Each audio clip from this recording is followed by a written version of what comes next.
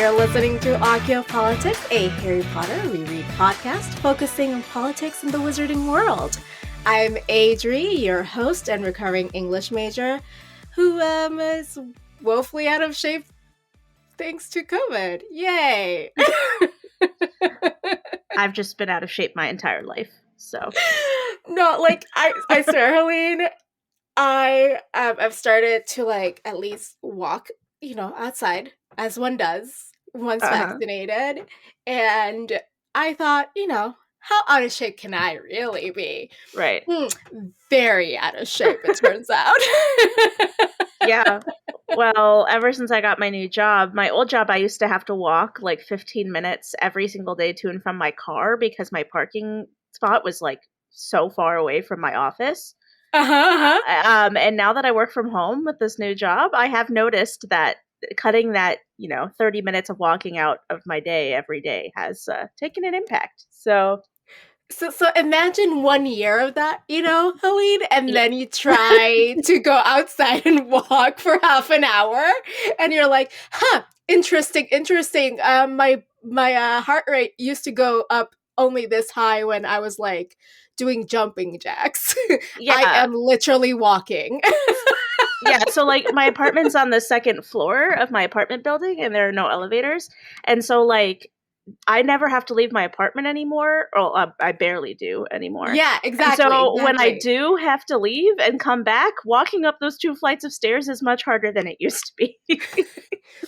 So, I mean, I'm not trying to tell you how to live your life, but pro tip, try to keep it up so that you're not like, interesting, I'm having a heart attack. Yeah, I'm already at high risk for that anyway, so if I die of a heart attack, you understand why. But it's not like I'm saying you will have a heart attack, I just feel like I am. Yeah. Anyway, sorry, you can introduce yourself now. Yes, so if you haven't guessed by now, I'm Helene, your returning co-host and producer, and also fully vaxxed human who has a new job that she loves so very much. Honestly, guys, it's so cool. I wish I could tell you all about it. I can't because I signed an NDA and there's sensitive information, but it's so awesome. I love it. Yeah. Also, super happy for you. Super happy you're back. We had fantastic co-hosts, but also I missed you. Yes, I loved the episodes with Rex and Ario. They're both really awesome humans. I love them so much, and thank you guys for filling in for me, and hopefully I can be back on a normal basis. Still kind of getting things worked out. The schedule is really different and weird for me, but hopefully we can make this work. Yeah, so listeners, we usually, in the before times, before Helene got this amazing new job, we were doing this at night, like 7 p.m., after our days were complete. And now with her new fancy job, we've got to change it up. So if I sound less coherent than usual, which, I'm not coherent anyway, we are recording this in the AM. Yes. I now live on I now live on Pacific Standard Time, or I guess Pacific Daylight Time, depending on what time of the year it is. So yeah, I don't get done with work till late now. So let's hope that mornings work. Hey, it's fine. It's fine. I am flexible. We will make this happen. But today we're going to be talking about Chapter 34 of Harry Potter and the Order of the Phoenix. And this one is titled The Department of Mysteries. I love this. This chapter is so cool. Anyway, this is what happens in the chapter that's so cool. Okay. This is the one where the Big Seven, also known as the Golden Trio and the Silver Trio all together, use Thestrals to travel from Hogwarts to the Ministry of Magic and break into the Department of Mysteries in an attempt to save Sirius's life. In the process, they explore the mysterious rooms and eventually find the Hall of Prophecies before Harry locates his own prophecy and retrieves it from the shelf, just as Voldemort had planned. Yeah, and then, Lucius Malfoy is like, ha ha ha, hand it over. Yeah, big cliffhanger ending on this one. I know. Him with his Pantene Pro V hair. But that's not all. That's not all we're talking about, because if you're a patron, you're going to get access to a special segment where we are going to be talking about the mothers of Harry Potter. I mean, it is May after all in the United States. We've got Mother's Day. And today it's Molly Weasley's turn. And if you want to listen to that segment, you can head on over to patreon.com/occupolitics and become a patron for as little as $2 a month. Yes, but in the meantime, it's time for our Potter Watch segment where we discuss some of the latest news in the United States.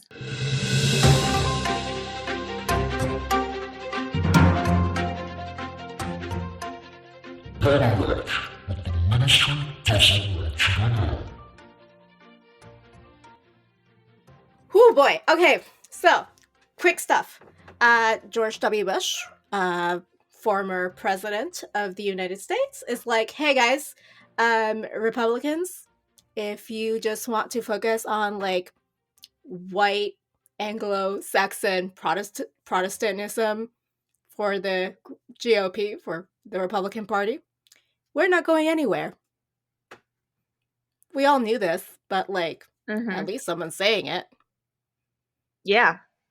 I never really thought I would ever get to a point where like we would agree with Bush. Yes, that I would somewhat like George W. Bush. But then of course Trump happened, so my whole worldview kind of got turned on its head after that. Have you ever seen the art that he's made?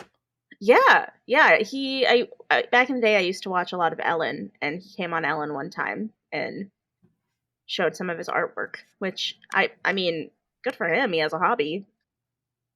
Well, I feel like his artwork is very is very telling of like his emotional state, right? And it just seems like a very melancholy, sad person, kind of destroyed by the presidency. Yeah. And like, I feel, even though I don't agree with him politically, obviously, right? I feel a sense of not kinship, not pity, but like, what word am I looking for, Helene? Solace? Empathy? I don't know. Would solace work in this instance? Well, a little bit like empathy, like, I feel for him, even though he, Yeah. I feel that he is crushed by that, even though he, I don't agree with him politically. I can have empathy for someone I don't agree with, Well, yeah, exactly. Yeah. And I mean, the presidency really does change people. So, I'm not for sure. Yeah. surprised. And the second part of this, last week, the FBI raided Giuliani's offices and residence in connection with his, very shady dealings. Right.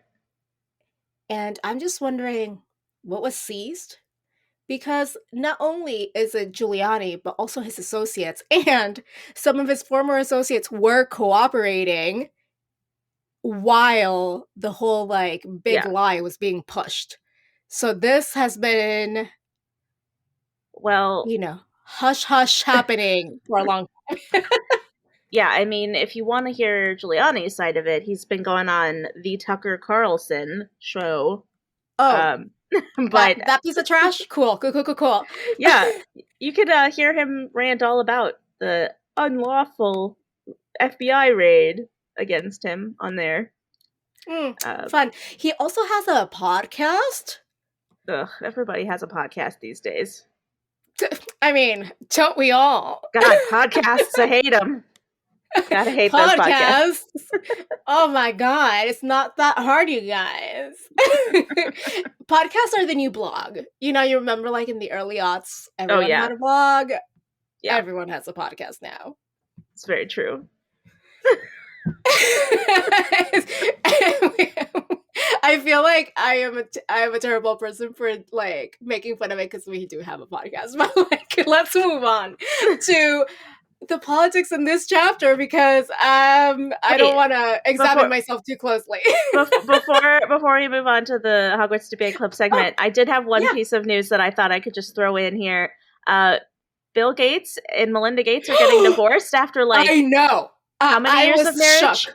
I was shook. And I just gotta say, I was extra surprised at this news because John Oliver on Last Week Tonight made a joke about their marriage before this dropped, and both you and Ario talked about Bill Gates and his wife on the last episode. So I feel like did we make this happen? Yeah, it was like cursed or something. I don't know.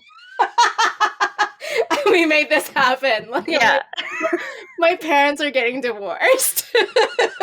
Exactly. Like you and Ario talk about Bill Gates and his wife, and then a few days later they announce their divorce. Yeah, I feel like it's my fault. As a child, I feel as their child. I'm just this is all my fault for bringing. Yeah, your poor dad. Oh, and you talked about Bill Gates with Rex on the episode before. Wow. Okay, so this is the third episode in a row that we're talking about Bill Gates. This is a Bill Gates podcast now. I feel like we are on the cutting edge of trends, right? Because when Rex and I and Ario and I spoke about my father, Bill Gates. Sorry, I can't even. I can't even keep a straight face. When we spoke about it, like it wasn't like anything was happening in the news, really. No, it wasn't. Yeah. And then I feel like it was like a mix between us talking about him and then John Oliver just like adding that one final blow. You know what I mean? Like, yeah, I mean, he actually did criticize their marriage in his joke about them. So, whoa, how dare he? I mean, it was a pretty funny joke, but no, I'm sure it was hilarious. But like, my favorite meme about this is like the meme, like Mean Girls. Like it was a picture of like Amanda Seyfried and like the trio and Mean Girls, and like it was like Melinda Gates, Bezos' ex-wife, and like someone else's ex and another like wealthy ex-wife rolling into Hot Girl Summer, like. And I was like, this is great. It's a whole new Housewives cast. Oh, this would be a great Housewives thing. Yes, I agree. Anyway, on to Hogwarts Debate Club. Helene, when you were reading chapter 34, what was your first impression of the politic of the chapter? The politic that I pulled out of this chapter was the politic of classified information. Ooh. So very classified FBI. Yeah. I had to kind of figure out what the term was because I was like reading this and I was like, there's a term for this and I just can't remember what it's called. But classified information is defined as material that a government body deems to be sensitive information that must be protected. Access to this information is restricted by law or regulation to particular groups of people with the necessary security clearance and need to know, and mishandling of the material can incur criminal penalties. So obviously, since we're talking about the Department of Mysteries, that whole area is full of classified information. Only people who have like the security clearance required, aka unspeakables, are allowed to go down there and know what's going on. And I have to say, I made this comparison in my mind while reading it, and it kind of stuck with me the entire chapter. But I kind of see the Department of Mysteries as like the Area 51 of the Wizarding world. Mm-hmm. And I mean, they're researching and experimenting very powerful and dangerous types of magic. And it's all like, ooh, a big secret. No one knows what's happening down there. Maybe they discovered magic aliens or something and no one knows. And yeah. Also the brains, just, Right, exactly. Yeah. It's interesting. Yes. So yeah, that's why I picked classified information. What was the politic that you picked this week? Well, okay, so before I get into my politic, I wonder like whose brains are those, right? Like is it like prolific wizards and witches brains that they're studying? Yeah, I mean like why do the brains swim is my main question. Are they enchanted brains or do those brains actually swim? Yeah, I gotta imagine that like the brains belong to people who donated their bodies and like organs to science after they died. Yeah.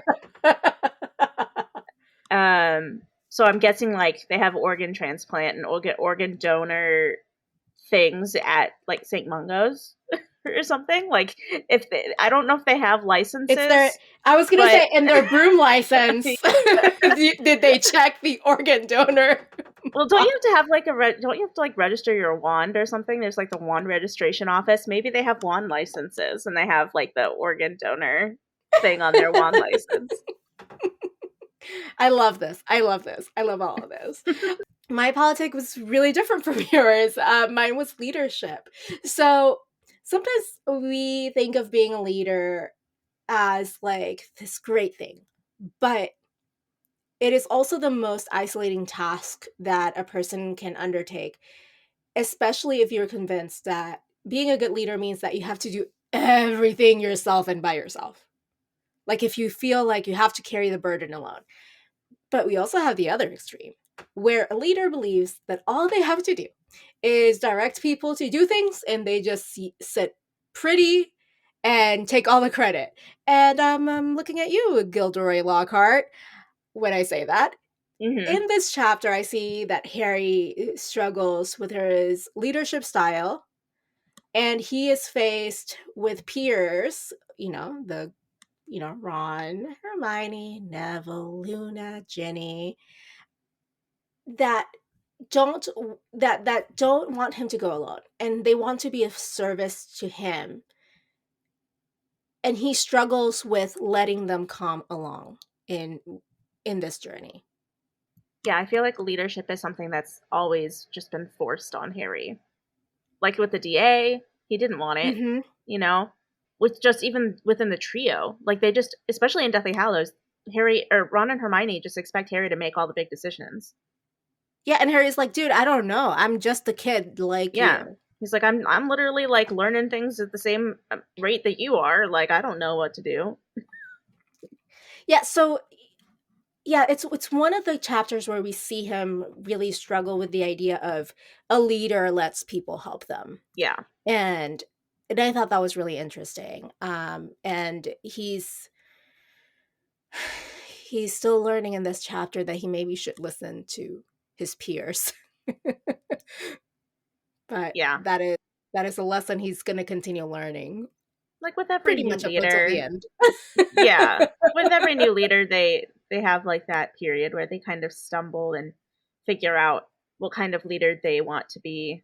Even if it's a leader who didn't want that title He's in the still first getting his place. like leadership legs, instead of Yeah. sea legs. Yeah, his leadership legs. I like the alliteration. Well, Helene, let's go into the deep dive and talk about the quote or moment that for you was like, yes, this is classified information for sure. Yeah, it was actually kind of hard to pick a specific moment. But I decided I to mean, go. everything is classified in this chapter. I know, like it was like, well, every room that they went into was like classified. I just there wasn't like one spot where like I guess there was one spot where I thought was a little bit more than the others, which is why I chose it. But like it was all pretty even. But the one I did decide to choose was when all the doors start moving around so that no one knows what door is which and like which one they even came in and how to Ooh, exit. yes. Um, and obviously, the group does get around this by figuring out, Hermione does the thing that they can put the red X on the door so they can remember what they've been in already. But it's definitely like the reason I picked this one is like I could actually see something like this being implemented at like Area 51. Like this is like what I would expect high security with buildings with classified information to like this is the type of security that I think they would have. Is this a conspiracy theory podcast now? Yep. I just want to know if aliens exist, okay? Okay. I mean, fair. Area 51, tell us your secrets. Oh my gosh. All right. So for me, the moment was this exchange between Harry and the rest of his companions. Says, "Okay, listen," said Harry, stopping again within 6 feet of the door. Maybe a couple of people should stay here as a lookout, and And how are we going to let you know something's coming? Asked Ginny, her eyebrows raised. You could be miles away. We're coming with you, Harry, said Neville. Let's get on with it, said Ron firmly. Harry still did not want to take them all with him, but it seemed he had no choice. He turned to face the door and walked forward. Just as it had in his dream, it swung open, and he marched forward, leading the others over the threshold. Yeah, you found a passage that literally has the word leading in, so there you go. I mean, perfection, obviously, but not just that. It's kind of like everyone else's kind of like reluctance to let him kind of Be shed alone. them. Yeah. He's like, okay, maybe I could get rid of like 2 people at least here, and then on the next time I'll get rid of 2 more, because like Yeah. I feel that's what Harry's doing. I mean, Because he wants to protect them. that's what he did in Sorcerer's Stone. At the end, he was like, I mean, he eventually got Hermione. Ooh, excuse me. He eventually got Hermione and Ron to like not go with him to the last section. Also, Chamber, right? Like he goes and faces the basilisk alone. True. Um, He Triwizard. always thinks he has to do things alone. This is just Well, Harry's. also like in Goblet, I mean, the one time he's not alone, Cedric dies, so obviously he's Yeah, traumatized by that. that's true. Yeah, he probably is worried that if he lets them come with him, they might meet Cedric's fate. Yeah, So and like Prisoner, he had Ron and Hermione, but it wasn't like he was facing like he knew he was facing something bad, but he didn't think like for sure Voldemort. You know what I'm saying? also, I think Hermione was the leader in Prisoner of Azkaban because she was the only one that knew what she was doing with the time turner, and so Harry just I kind of mean, followed her. well, I meant not the time turner like, but like in the beginning. Yeah. But yes, agreed. She was like, you know what? I've got an idea and I know how to do this. Just follow my lead. Right. Well, speaking of characters, who was the character for you that was like, she, he, or they understand about classified information? Yeah, I picked Hermione this time because she seems to be the only one who realizes how dangerous all the stuff in the Department Mysteries could be. She's And like, please don't touch it. yeah, she seems to be the only one that's like actually worried for everyone's safety, especially in the Veil room. Oh, for sure. And she's obviously the one that came up with like the X's on the doors, and like she just feels like she knows what she's doing. Yeah, Hermione understands the very grave danger they're in, or potential, right, for Hmm. danger. And everyone else is like, can I touch it? Yeah, exactly. Well, for me, the characters who kind of exemplified leadership, right, were Luna and Ginny. Luna, because she's the one like getting the thestrals in place to like for even the people who can't see them to write them. Hmm. And Ginny, because she's like, fuck no, I'm not going to stay here. This plan doesn't make any sense, and I see right through you, Harry. Yeah, Ginny's definitely a more natural leader than Harry ever was. Um, hot It's take. always the women, dude. It's always the women.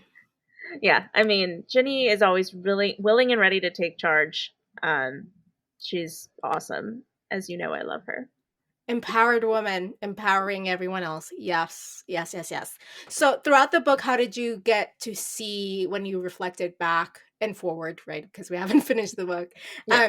about classified info.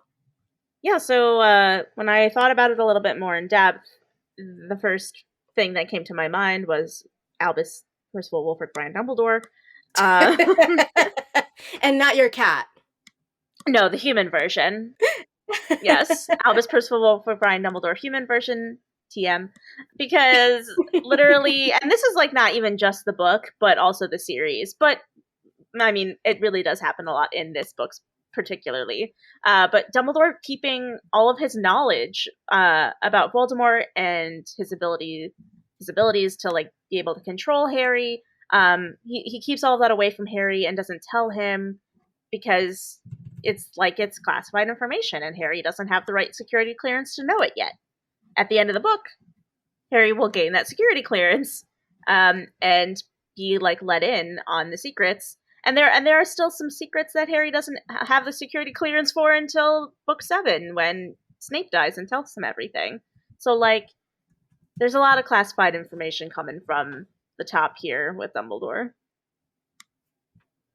You know what? I buy that. I believe that 100%. Yeah. So my thought on like obviously leadership throughout the book. where can I begin this, I right? know. Like It's um ripe for just right for the examples. picking. Yeah. um we see some lackluster examples of leadership, and that is, keeping it, I guess, subtle when Yeah, I say lackluster is lackluster. an understatement for sure. Super understatement, because we've got like Dolores Umbridge, and Hmm. we've got Fudge, who is super paranoid and does not display the best qualities of a leader. Um, Nope, nope, super nope. question, super bad. And then we've got like Dumbledore, who I love and you love, but sometimes his leadership is kind of questionable, especially with all his like secretive stuff in this book, where maybe if Harry had known, he would have made Yeah. different decisions. Um, and then we've got also like Harry trying to find his voice as a leader, Hermione kind of like, instead of becoming a leader herself, doing it by proxy with Harry. Yeah. And, at least Harry is pretty democratic as a leader when he's not being like pigheaded. But yeah, he's definitely trying to find his leadership legs. Yeah.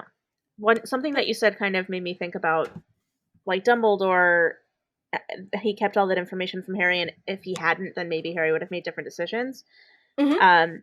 I'm just curious, like, because obviously that has to do with like the classified information part of it, and if Dumbledore had decided to let Harry in on all this classified information beforehand, such as, oh hey, just so you know, these this like connection that you and Voldemort seem to have, like, he can plant false visions into your head with that. Like, if he had told Harry that, do you think, I mean, I don't even think that that Sirius would have died, that they would have come to the ministry, like. Yeah, like the idea, like I think that a lot of it, obviously, a good leader communicates, right? And he Right. doesn't have to tell Harry everything, Hmm. but he could have He said, doesn't. like you said, "Hey, this thing where you can see into whatever." If he finds out that you can see into his head, he can use that to his advantage to plant false visions, right? And Yeah. they will look real, and you won't be able to distinguish between what's real and what's not. So that's why I need you to practice this thing with Snape.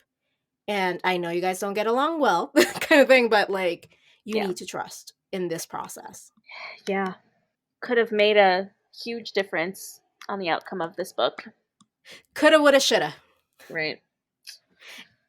Well, speaking of outcomes and things that we don't love, let's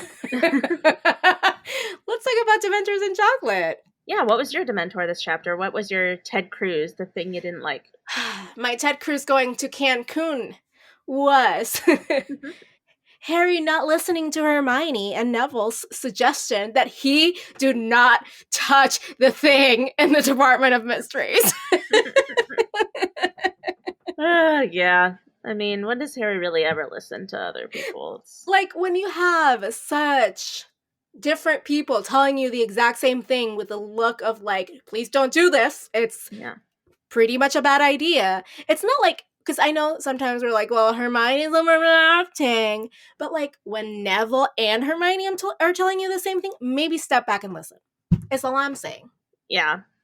Yeah, I agree. I mean, it wasn't a great chapter for Harry, because Harry's actually my Dementor too, although it's not really what Harry did. Um, it my Dementor is Harry's fascination with the veil, because I kind of see it as like a worrisome metaphor for depression and like suicidal thoughts. Oh, like Um, suicidal ideation. yeah, Because I mean, he looks at the veil, and he is the only one, it seems, maybe Luna a little bit, that has like this curiosity and like deep down desire to like go through it. Which we know, if you go through the veil, you die, or at least never come back. Yeah, it's like Harry's fascination with the veil is, like you say, it's like a metaphor for like maybe like suicidal ideation or depression, or like a kinship, or a like he's drawn to that, like to Yeah, death, to yeah, yeah. and the fact that the only two people who seem to have any sort of like this type of connection with the veil are Harry and Luna. I guess we don't know about Neville. They don't really talk about Neville, but like for me that kind of plays off as like those who have intimate experience with loss might be more susceptible to the veil's powers, which in this case seem to be suicidal thoughts. If we're going with the metaphor, Yeah, so or like what's it called, uh like a lot of suffering and pain may, get you, make you more drawn to irreversible damage. yeah, yeah. So it was an interesting concept, I think, that they tried to go through and look at in this book, but it was really worrisome, and I didn't really like the implications of people who have lost um, a lot, or like had a very traumatic experience with witnessing someone die or something like that. That those people might be predisposed to suicidal thoughts or to things like that. So it just kind of worried me a little bit. Yeah, I have to agree with that. And like I feel like the Thestrals are a much better representation of someone who has gone through loss and is transformed by it, Yeah, I agree.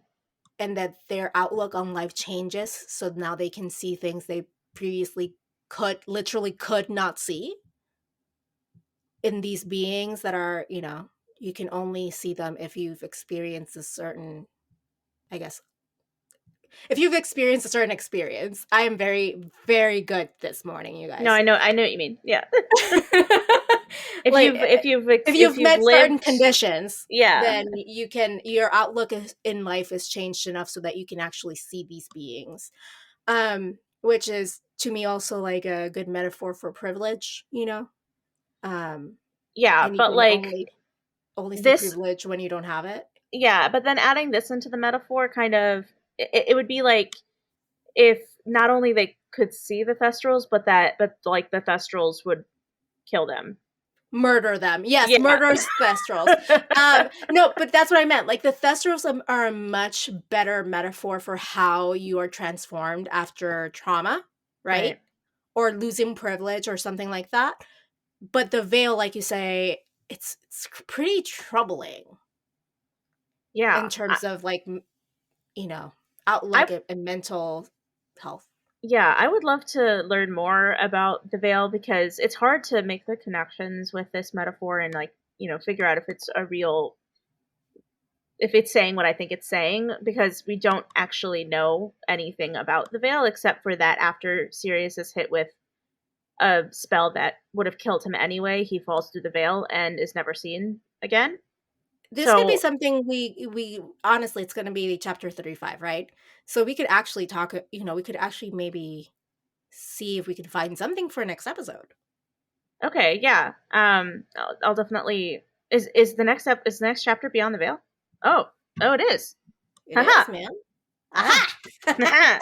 Yes.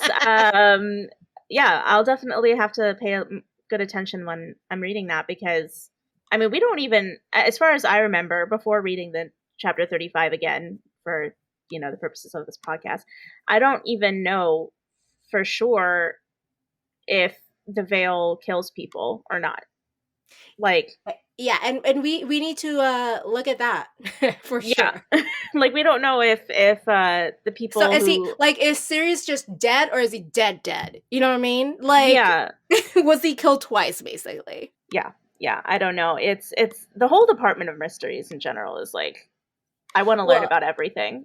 well, I mean, the Department of Mysteries, by definition, is quite mysterious. Exactly. Yes. Which actually leads very well into my chocolate, because my chocolate was just getting to see the Department of Mysteries in this chapter, because it's so interesting to me and left me wanting to know so much more about everything. I would read an entire book on just like each of those rooms that are in the department, and like what goes on in there and what they learn and what they experiment with, and I want to know more about it. So you're saying that you would love that, but instead we got Cursed Child. Right. Okay. Exactly.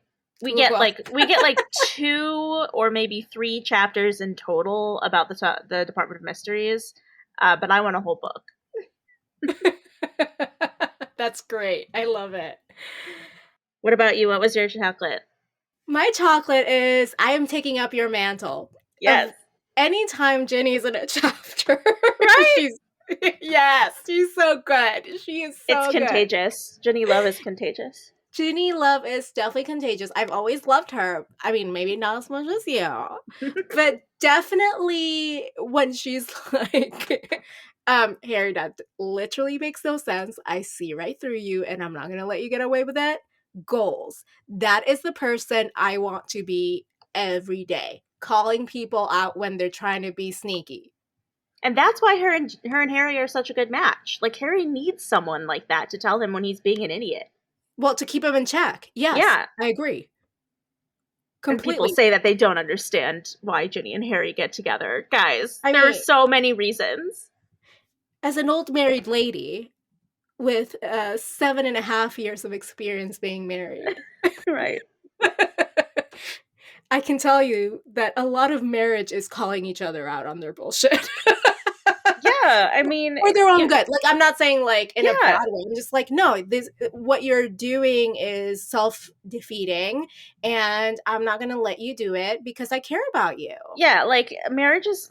I feel like I'm not married, so I'm just kind of like saying this as an outsider. But marriage, I feel like, has to be a good balance of supportive, like you're supportive and you support each other, but you Oh yeah, also hold, cheerleading for sure. yeah, but you also hold each other accountable, and like you support the good behaviors and you call out the bad ones, and together that's how you make each other better people. Yeah, so to me, like the best thing about marriage, there's a lot of good things about it. I'm not gonna disagree with that, but like the best part about marriage is when you have a true partnership where you are both working on making each other better people, not because you want a better person, but because you care enough about that person Yeah, to not let them because you want them to live up to their own potential rather than a potential you think that they should live up to. Those are two different things. yeah, Like there are people who would want let's say I don't know, like one person's goal in life is not like to take over the world. Like one person's goal in life is to be happy, to be content, and to be comfortable. You can't turn that person into someone who wants to be the minister of magic. Like you can't. I'm sorry. hmm That would be toxic to hmm try to do that. But if that person's goals is to be happy, to be content, and to be comfortable, and you see them doing things that go against those stated goals that they have for themselves, right, that's when you're like, hey, I've noticed you starting to do this, and this goes against everything you want. Let's check in. Let's what's going on. right, yeah. Basically, my goal at the end of this podcast is to make every single listener a Henny shipper. So I just want to reach that goal. Can you support me in that goal? I fully support you. I've never not supported you in the Yeah, and then Henny if I ship. ever do anything that stops me from being able to reach my potential with that goal, you have to call me out. Oh, like this is a marriage, obviously, Helene. Yes. I I am married. I am married multiple times. Polygamy. This is a podcast marriage. I'm in a human marriage also. Just a Uh, human legally binding marriage, and then a podcast marriage, which is multiple marriages. yes. Polygamy, guys, it's the way to go. All right, so we're back we are back with questions of the week. I'm very excited about this. This week's question is about, obviously, Department of Mysteries. And it is, if you could explore one room in the Department of Mysteries, which room would it be and why? Woof. Very exciting. I don't even know the answer to this question yet for myself. I have to think about it a little bit. Oh, same here. Same here. So, like, on top of listeners' answers, we should also think long and hard about this and come up with our Actually, answers for next episode. just so I'm a helpful person because I'm a Hufflepuff and I want to be helpful. So I'm gonna just tell you all the rooms now, Oh, so look that at you. you can't just like be like, oh well, I can't answer the question because I don't know what the options are. So here are the rooms, okay? According to the wiki, there is the brain room, which we see in this chapter, the Hall of Prophecies, which we also see in this chapter, the Death Chamber, which I'm guessing is the room with the veil. I was going to say, is that the room with the veil? Yeah, because there isn't, all the other ones don't seem to be, yeah, it's definitely the room with the veil. So the room with the veil Okay. is known as the Death Chamber. Well, the love. What if, I'm sorry, but what a fun name. Yeah, Very right. welcoming. I think that kind of answers my question of whether or not the veil kills people. It's just a very welcoming name. Like, do you want to traverse the death chamber with me?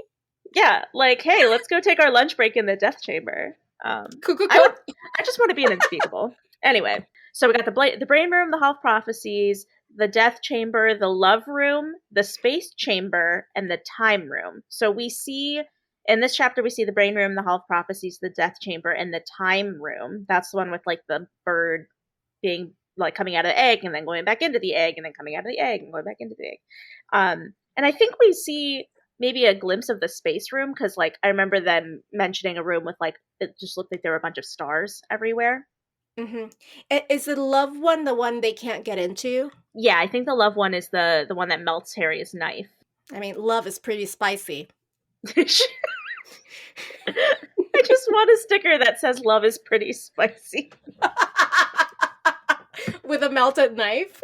Yeah, or something. I don't know. Like, love is pretty spicy. Yeah, it's my new favorite quote now. I'll see what I can do to accommodate you, Helene. Thank you. When you're going to answer this week's question of the week, these are the options, and let us know which one you would want to explore further and why. I adore this. Yes. But let's finish up this discussion with a non-Harry Potter related stuff. Helene, what media have you been consuming? Yeah, so I have been rewatching the show Crazy Ex-Girlfriend. I can't remember if I spoke about the show. I can't remember when I first watched the show. I'll start with that. So, like, I can't remember if this show was any of my previous segments because I don't remember how long ago I watched it. But this rewatch, I wanted to bring it up because it's just a great reminder that show is just so it's groundbreaking. That's the word I was trying to think of. It's really groundbreaking because their no holds barred discussions and destigmatizations of mental health are just so refreshing. And I just love that the main character is someone who is not perfect and has a lot of issues to work through, and has borderline personality disorder and has done some things that people might stigmatize as crazy in regular society, but she is still a very complex and lovable character with people who love her and people who support her. And I just love the conversations around mental health in that show. Yes, that show is groundbreaking in many ways, especially genre related. Yeah. Because we used to have, do you remember like when sitcoms used to have like the musical episode or something like that? Oh, yes. And it was just like one episode, it was contained. But this, like Crazy Ex-Girlfriend, is just a musical TV show, which super groundbreaking. And on top of that, very feminist. And on top of that, discussions about mental health, candid discussions about mental health and sexuality and like all these really important things. And the songs are bops Oh my for god. reals. Yes. Yeah, I love the musical TV show genre. Um and I need to find more shows like this. I think I heard that there's a show called Zoe's Extraordinary Playlist Oh, that friend, I yes. think that Yes. is Yes. that also a TV musical, because I've been Okay, meaning to let me watch that. talk about this. Oh my gosh, I'm so excited because that also is some media I've been consuming. I love Zoe's Extraordinary Playlist. It Okay, good. is so the premise is Zoe, a software developer who works at a big company, Okay. goes to to get an MRI or something, and there is an earthquake, small earthquake, and after that, she hears what she calls heart songs, and that Oh. is what people are feeling translates into them singing. It's like she can see into their hearts, but through the songs that they're singing, but they're not really singing in real life. It's just like a shift that she has to contend with. Interesting. Yeah, I think that's probably next on my list for You sure. will love it. There's like discussions about like mortality, mental health, sexuality. Like it's very good. Yes, and I think that one of my new favorite actors, who was on Georgia and Jenny, I think his name is like Felix um, Mallard. Felix Mallard, that's his name. I think he's on that show, and so I'm excited to see him in that. Let me see who Felix Mallard is because I am not good at like knowing people's real names. Oh, he's a very cute little young thing. Hmm. Yeah, so he plays Aiden in Zoe's Extraordinary Playlist. He played Marcus in Ginny and Georgia. He is how wait, I gotta look at how old he is before I say this statement because I 23, don't. 23. Okay, I was like, I don't want to sound like a A cougar perv. creeper girl, Which is but this is why I was like, oh, what a cute little young thing. so let me preface this statement with he's only 4 years younger than me. It's not that big a deal. We're in our 20s. Don't come at me. But he's a beautiful, beautiful man. Well, I feel the same way about like Timothée Chalamet. You know what I mean? Like, Yeah, that's I'm like, true.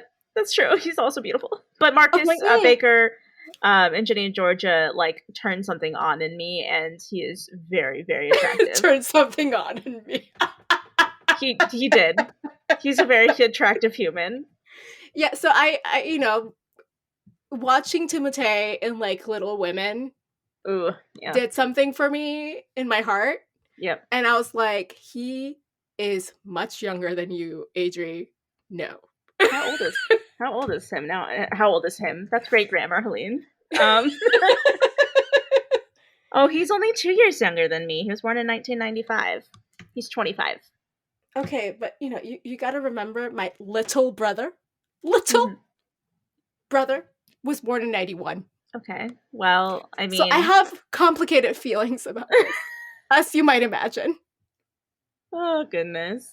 Anyway, what was the media that you've been consuming this week, Adri? I mean, other than I'm not caught up with like this season of Zoe's Extraordinary Playlist. I've watched maybe 5 episodes of this current season, so I'm not like quite there yet. I have been listening to an audiobook by Martha Waters, and it's called To Have and to Hoax. Okay. Speaking of marriages, she is a writer that is doing like a chick lit fictional like romance novels that are in the kind of Jane Austen-y era. Okay. That is the technical term, the Jane Austen-y era. Yeah, definitely. Um, totally. And the writing is so witty and so funny. And this one book is looking at this couple who were married in a quote unquote love match. And then an indeterminate amount of time into their marriage, they got into a huge fight, and now they've been estranged for 4 years. and he has an accident, and she rushes to his side because, someone wrote to her like, hey, he had an accident, he might be Mhm. dying, and then finds him doing quite well at an inn Hmm. on the way to see him. And then she gets so upset because he's like, it wasn't a big deal. I don't know why anyone called you. And she's like, I'll show him. I'm going to pretend to be ill and see how he likes that. Oh, wow. So it's a great farce, and I love it. Interesting. A lot of tons of sexual tension, just like me thinking about Timothée Chalamet, you know? But like not as inappropriate as that. Oh, goodness. But it's so funny. It's not just, I love romance novels. I'm not going to be ashamed of that. But it's not just that I love it because it's a romance. I love it because it's funny as hell. Okay. And then I'm also now, so I finished that one, and I am reading the second book in that series about a different couple, obviously. And it's called, they just have the best titles, and also the best cover art. Like everything about this book speaks to me, honestly. Because sometimes I see the cover art in romances and they turn me off from reading it, even though the book might be fantastic. Yeah. Because I'm like, ugh, another like bare-chested man photo. I don't want to see that. Yeah, I feel like that's a risk with romance novels for sure. Oh, this one is called To Love and to Loathe. Nice. I love it. This one's more about like banter between like friends slash enemies, like frenemies, and they Mhm. always have like put downs and like try to needle each other. I'm here for it. Because that's my love language, is just banter and like Insults. insults, yes. But I often check in with my husband. I'm like, that was part of our thing, right? Like I didn't. It wasn't like a thing. It wasn't real. It was Aw. just a funny thing. And he's like, yeah, I know, I know. But I have to check in because I don't want to like hurt his feelings. Fair. Yeah. I don't know. It really works for us. I don't. It's not for everyone. I understand that. We just have Hey, terrible senses of humor, if it works and for you, then it just you do you. works. Some people's insults are my foreplay. That's it. Goodness. With that being said, that's it for today's episode. You can join us next week as we talk about chapter 35, which is going to be pretty interesting now that we have the veil to contend with. It's called Beyond the Veil of Harry Potter and the Order of the Phoenix.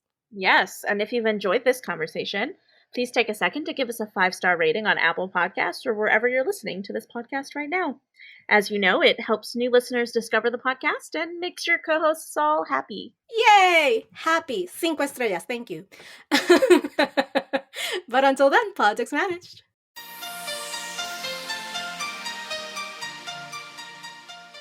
Support this show by going to patreon.com/Occhiopolitics. Our patrons keep this show going. You can find us online at Occhiopolitics.com, and we are at Occhiopolitics on Twitter, Facebook, and Instagram. You can email us your thoughts at info@Occhiopolitics.com. Leave us a voicemail at 915-996-1699. And you might just hear yourself on the podcast. Adriana Wilson is the founder and creative director of the podcast. Helene Karp is the producer and social media manager. Allison Pullman is the audio wizard and editor who makes us sound so good. Cover art and physical rewards are designed by Adriana Wilson. The views expressed by the hosts and guests are expressly their own and not representative of their employers or associates. Occhiopolitics is part of the MuggleNet family of podcasts.